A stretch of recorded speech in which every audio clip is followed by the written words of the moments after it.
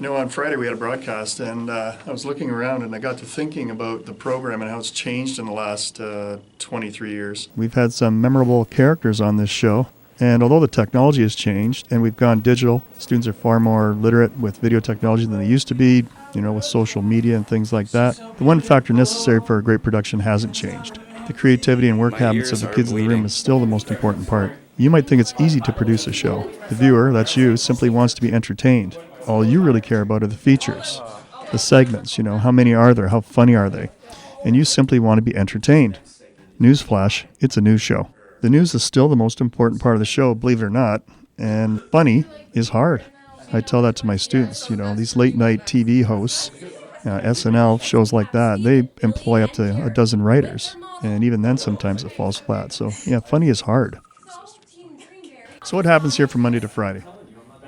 After a couple of weeks of training and breaking down what a news show really is, the crew is set and jobs are assigned. It takes 11 people to run a show, and it breaks down like this.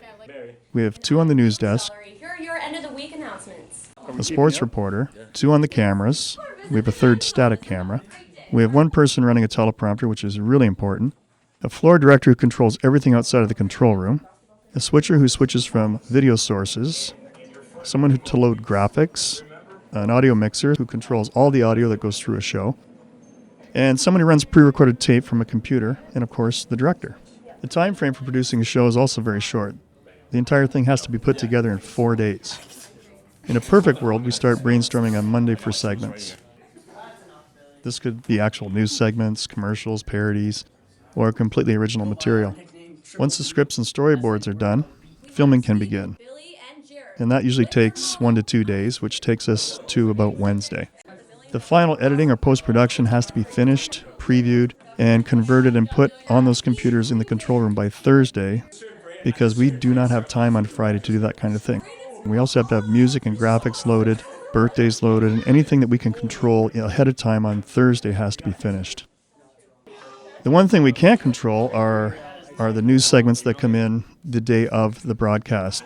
We know what's going to carry over from Thursday, but right up to airtime, sometimes we receive new announcements and they have to be fit in. And the entire show's format has to be scheduled and drawn up on a log sheet so we know exactly what camera we're switching to, what the news segment is, where we insert our segments, and the entire planning of the show, basically. Otherwise, it would be impossible to do it.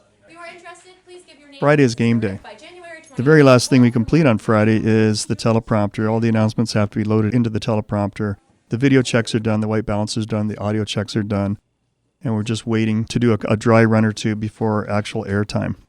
At 2:20, we make an announcement, and it's go time.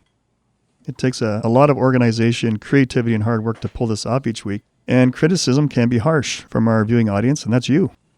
It's a lot harder than it looks, St. Joe's. You're a tough audience, but when it works well, it's really a thing of beauty to watch.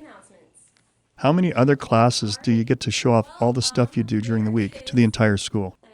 So if it's something you think that you'd like to take a stab at, take the grade 11 course. We'll teach you how to produce good quality videos, so when it comes to grade 12, you just have to worry about the live show. Get some first-hand experience and see for yourself.